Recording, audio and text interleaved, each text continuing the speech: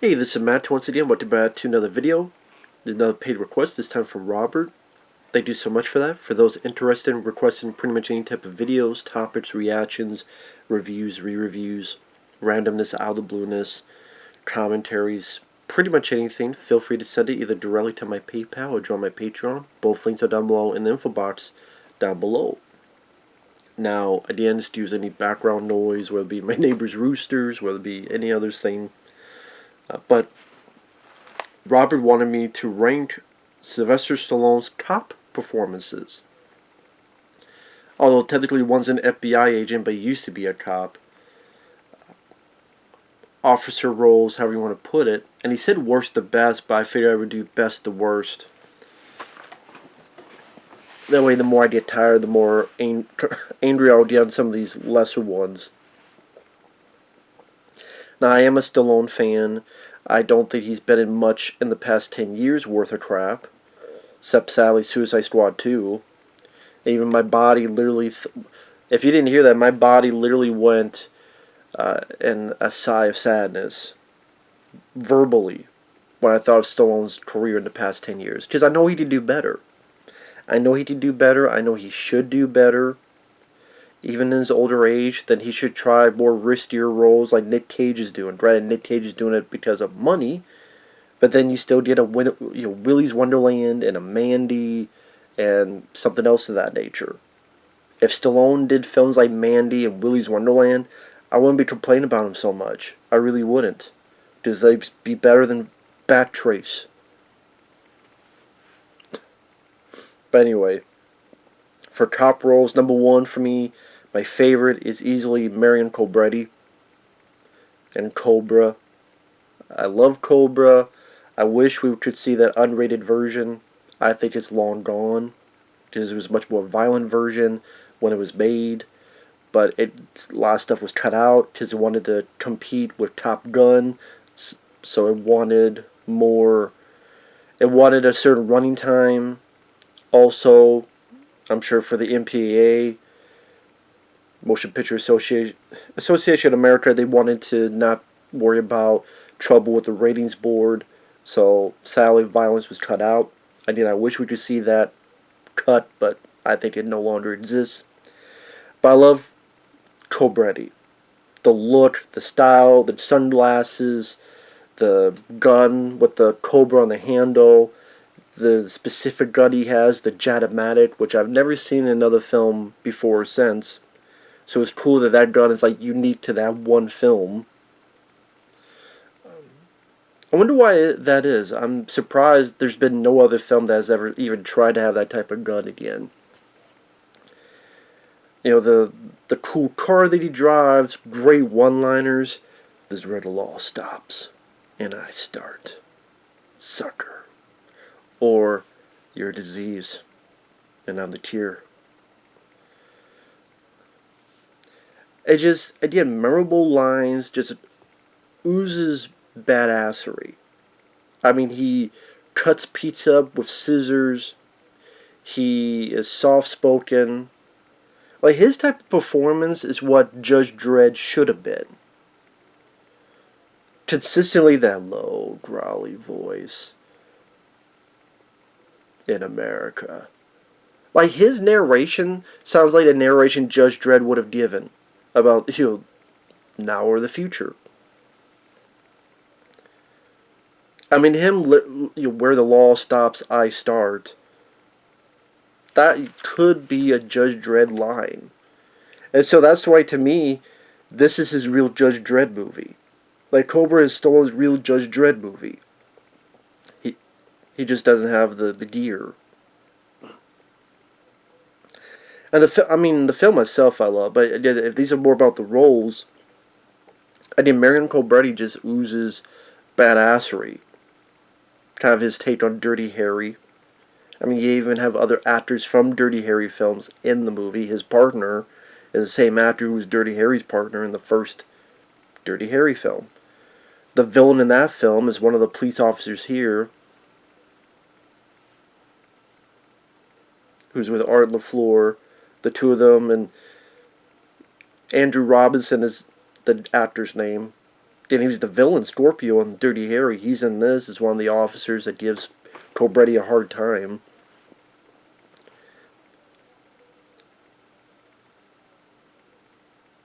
The way he will plant traps at the end with the grenade, laser sight, pa pa pa pa pa. Like all this stuff there, it's just a lot of badassery in that. A lot of badassery in that.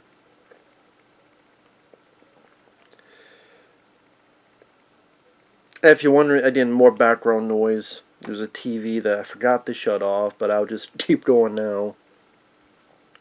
But it's that fire alarm. Although this movie's full of fuel fire. Type of movie you don't see anymore. Some would say that's a good thing. I disagree. But yeah, number one is definitely Marion Cobretti. Number two, John Spartan. Again, that's the thing. People say Stallone only played the same type of role. You look at Marion Cobretti's performance, and then you look at John Spartan, that performance. They're two different performances. Easily. Like, John Spartan is much more with humor, much more of that regular cop, but in unfortunate circumstances. Stop, I just do my job and things just get demolished. Yeah. The character is easy to root for because he gets a bad deal. He's trying to do his job, dealing with his psycho Simon Phoenix. He gets framed for a crime he didn't commit. He gets frozen. His wife is gone. In the theatrical cut, his daughter's gone, but they cut... His daughter is actually in the film, John Spartan's. Just they cut all that stuff out. Just for those who don't know, in Demolition Man, there's a female in Dennis Leary's group. In fact, at the very end of the film, when they have their parting of ways, there's like a girl standing right next to Dennis Leary. That girl is John Spartan's daughter. And before him and Sandra Bullock kiss, you have Stallone like looking off to the side over here, and his face has sort of a smile to it. That's why, because he just reconnected with his daughter. Why they took all that out, I have no idea. By the way, it also helps him working with Wesley Snipes, who's fantastic as Simon Phoenix. They have a good rapport with each other. Like, it's just two guys on equal footing on opposite ends of the morality spectrum. Good and evil, toe to toe. You have a good hero and you have a good foe. And John Spartan, just that classic action hero character. Heroic deeds.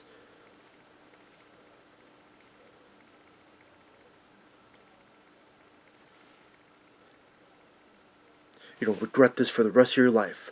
Both seconds of it. But at the same time, he even explains, you know, yeah, hurting people sometimes is cool, but not if they just want a bite to eat. Be will. Be fucked. Again, just a guy that's easy to root for, and is understandable for him to shake this future up, this future of PC, super-fueled pussies, honestly. Very relatable character as well. I mean, like the scene with Sandra Bullock. Stop, what's this?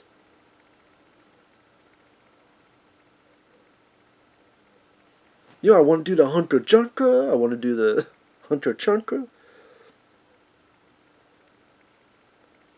So John Spartan's definitely number two. Number three, third favorite is, I would put Freddie Hefflin from Copland. Again, like John Spartan, like Marion Cobretti, three very different performances. 3 times he plays a cop, 3 very different guys. Freddie Hefflin, Stallone transformed his body, he got bigger for the role. He's much more of sort of a droopy dog. It's, you know, kind of like the droopy dog. What I mean by that is kind of a puppy that's been kicked down a bit, and he puts his head down, and he's very... He lets people kind of push him easily where they want him to go. He's that much standing up for himself, and that's the arc, is that as the movie goes on, he stands more on his own 2 feet. So it's a good arc for the character. But at the beginning, he's friends with everybody. He's friends with all the cops. Whether it be Harvey Keitel, and there's Robert Patrick, and Peter Berg, and he's the sheriff. But at the same time, no one takes him seriously, and he's deaf in one ear, and he's like his shoulders are down, a bit frumpy looking. But again, that's what's cool when the movie goes along. You see him straighten up a bit more sure, a bit more wanting to stand on his 2 feet, like standing up to Ray Liotta's character. You're the one full of shit. And wanting to do the right thing. Almost to the, like a high noon, the Western high noon situation where it's him by himself. And it becomes a modern Western. And I do like when they take the Western motif either to modern times like this or future times like Outland with Sean Connery, which is my favorite Sean Connery film. I love Outland. Outland is a 80s film that very underrated, in my opinion. But yeah, Freddie Hefflin, Copland, just a wonderful performance that deserved a lot more, as did the movie. Because the movie came and went, but yet bullshit like Titanic, whatever.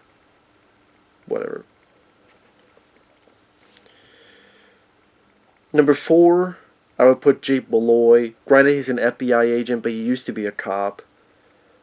But I guess he says cop roles, but also like officer roles. Number 4 favorite is Jake Malloy from ICU. Number 1, I think the film is an underrated bit of a gem. It does have flaws. For example, bits of editing is a bit clunky. I do wish it was a much more gorier film. At least in terms of, like, think of David Fincher's Seven. Even that aftermath of violence. I wish it was more that direction. Like, effects-wise. Or, actual gore, like, makeup effects. But I love the setting. It does create a John Carpenter's The Thing vibe with this isolated setting in the middle of nowhere in the snow. It has a great cast where you got Robert Patrick, and you got Tom Berenger, and you got like Stephen Ray, I believe, is in the film. Charles Dutton. And it's the closest Stallone has ever done to a horror film. It is about the serial killer that is targeting cops. And someone he knows dies. And he goes to a bender, a suicidal attempt. He tries to, he does slit his wrist. So then he's taken to this detox center. I guess overseas it's known as D-Tox. And then he's part of this support group in the middle of nowhere, and then this killer has come in, knocking them off one by one. And Malloy, Stallone's character, and his performance is without a doubt one of Stallone's most underrated performances. Easily one of his most... No, I would say his most underrated performance is ICU as Jake Malloy. Because it's a very different kind of role. You see him happy and go-lucky in his life.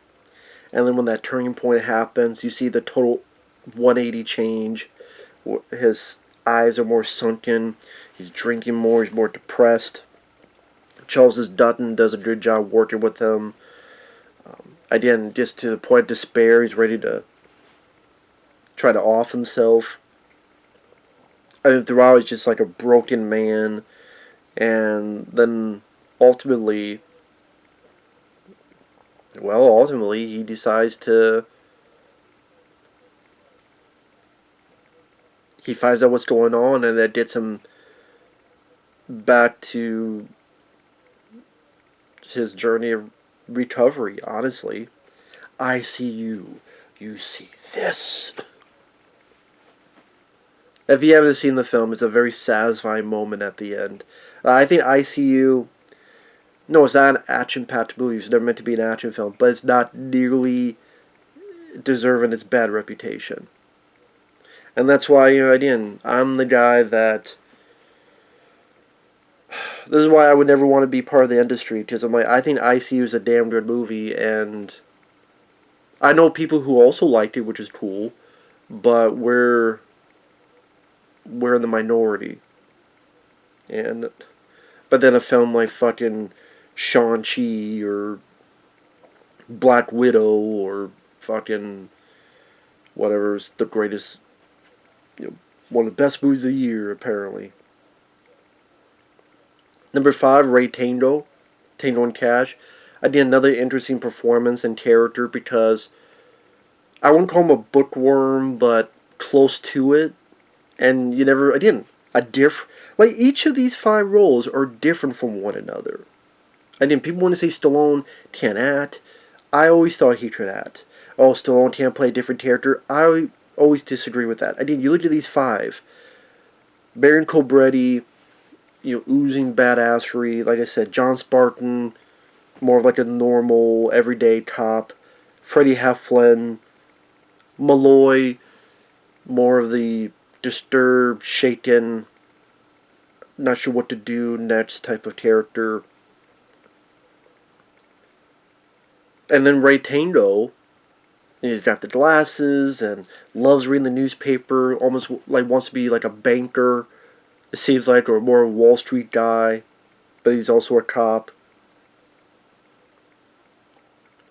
Plus it helps that he works well with Kurt fucking Russell.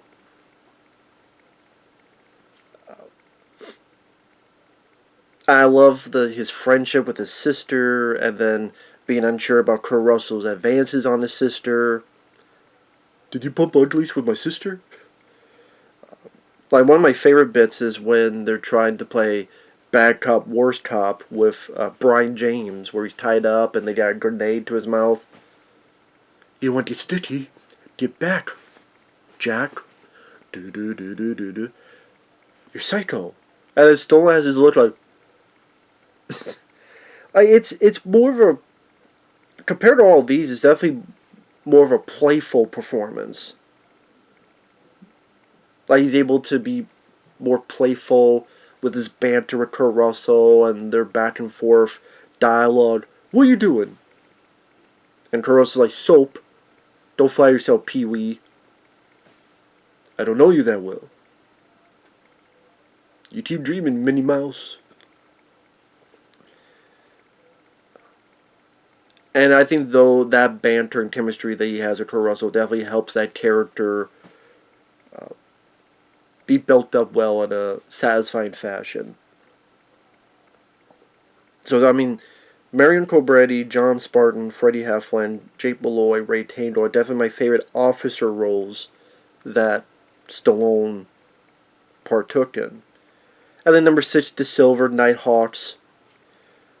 It's kind of his version of Serpico. I mean, he even looks like Al Pacino's Serpico with the beard. At least later on in Serpico with the beard, mustache. You're a guy that isn't sure about this profile tactics. It's like, we're sitting here doing nothing.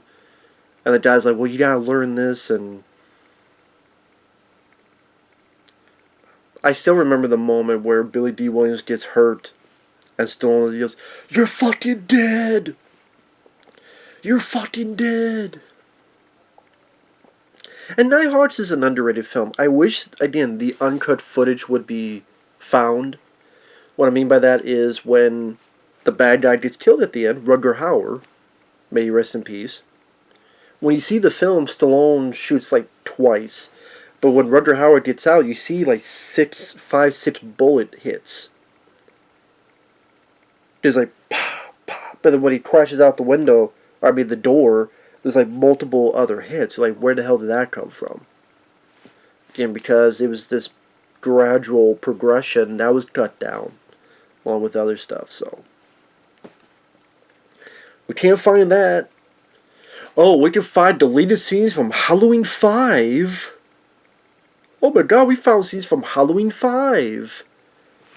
But we can't find them for fucking Cobra or Demolition Man or even Tango and Cash, because you watch the trailer, there's stuff in the trailer. Yeah, My Neighbor's Roosters, exactly. Exactly. Where's that footage? I agree with you. Where's that fucking footage? Yeah, I know. The fucking trailer of Tato Cash shows stuff that's not in the movie. Where the hell did that come from? Like, where's that stuff? Like, all these Stallone films. I mean, Amy Rooster must be really pissed because now he's like, he's even more aggravated than me. Trust me, you don't have a brain aneurysm, then someone's going to take you to Popeyes for chicken. Or to make you into chicken. Or yard chicken and bake you. And eat you at Popeyes chicken. Now I want Popeyes chicken, and there's no Popeyes around here, and that fucking sucks. I want some Popeyes chicken now, goddammit. There's a Church's chicken, but Church is just not as good as Popeyes. Church's just not, doesn't have the spices of Popeyes. But I digress. But Nighthawks, good movie, and that helps in the Silver character. Because, you know, when they're part of a good movie, it helps the character. When you're enjoying the other surroundings, it could be a nice compliment to a performance. And it was kind of cool to see Stallone do a Serpico, not in terms of plot, but in sort of manner and look. And now we get into the lesser ones, like number 7, Ray from Step Where My Mind Will Shoot. I'll be honest, I've never hated that film. I know I'm supposed to, but I don't. I don't hate Stop Where My Mind Will Shoot. It's not one of my favorites. It's flawed. It's a very weird plot that it's a buddy cop film where the buddy is the mother, but I did like Stallone's performance. This guy, it was, I mean, liking Stallone, it was cool to see him have fun and be goofy, silly. Seemed like probably enjoyed himself filming it. And again, I still remember scenes from that. I still remember the mom making him all this food. As you're not going to leave until you eat all of it. But Ma, I'm not hungry. I think Stallone played with her, oh God, I forgot her name now. Estelle Getty. I think Stallone played off against her well. And it was kind of cool to see Stallone. I didn't do something different. What's the thing I keep saying? Like, do something different. It was a different type of role. And a lot of people didn't like it. But I thought, the action scenes were serviceable. There are goofy moments. I didn't need to see a fucking nightmare scene where Stallone in a diaper. I don't need that. Although that would be nightmare fuel. So I guess they're right about that. But I never hated the film like other people. I could watch the film and enjoy it. Maybe like a 3 out of 5 star movie. But it's not like in my top 10 favorite Stallone films. But I would rather watch that than the stuff he's done in the past. Well, other than voicing Teen Shark Suicide Squad 2. I like that film. It's a film I still need to get on Blu-ray by T. Forgetting. But Summer Marble Shoes, I think it's fun. I think it's fun. It's entertaining. It's silly. It's not the worst fucking movie ever. I'm sorry, Sly. It's not the worst movie ever. You did Backtrace, which I'll get to that. It's Steep Plane 2, Steep Plane 3, Spy Kids 3. You've done way worse movies. Like I said, of the character, like I said, it was, in a way, is relatable, because I think people don't want to say it, though. But I think it's relatable with a guy who dealing with his mother. I think that could be a relatable aspect, and I think for some people probably hit too close to home. But yeah, again, I always enjoyed the film. Then we get to the ones I'm not a fan of. Number 8, Judge Dredd as Joseph Dredd. I much preferred Dredd with Carl Urban from like 2012. I saw it in the theater. It was a great experience in the theater. Sally's one of the few in the theater. Wonderful 3D experience. Awesome movie. I'm like, this is Judge Dredd. The Stallone's Judge Dredd, it does have merits. Good production value. Effects, costumes, the musical score. Armand Asante is having fun. Who says politics is boring? He's having fun for what he's given. I think Armando Sante's, he's tamping it up, but at least he's entertaining me. When the action scenes happen, there could be some fun moments like the motorcycle. It's not motorcycle, but the whole chase scene. Granted, the effects a little bit dated because it was '95, but it's one of those films that it needed to be, I think, darker. I think it needed to be a bit more serious. I think it needed... It's going to sound weird, but I think of Batman '89, you look at Michael Keaton and how he took the Batman role serious. Here,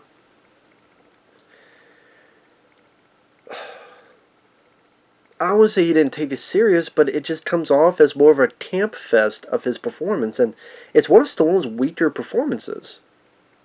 When he's the Cobra, Marion Cobretti voice, it works. He's got the helmet on, but then he takes the helmet off, which that's not part of the character, and then it became a meme. It became a joke. I am the law. I didn't betray the law. I am the law. It just, when he's being over the top and yelling and screaming, and it just, it's too broad. It's too, just comes off as campy. It comes off as silly. And why did you need Rob Schneider? You didn't need a comedic sidekick. The plot is kind of, I don't know if I want to say episodic, but in a way it is, because you have the episode where he's stopping these bad guys. And it's like the best scene in the movie, where Stallone has the gun, because it's like the only time he's wearing the helmet for the most part, the only time he has that fucking gun with all the different things. Double whammy. And then it sets the audience up, and you're like, wait a minute. We don't get to see you in this cool costume. We don't get to see you with this cool gun that has all these options. Do you imagine him being on the run, and then he's got the helmet, and there's a whole fucking building of people, and he's got...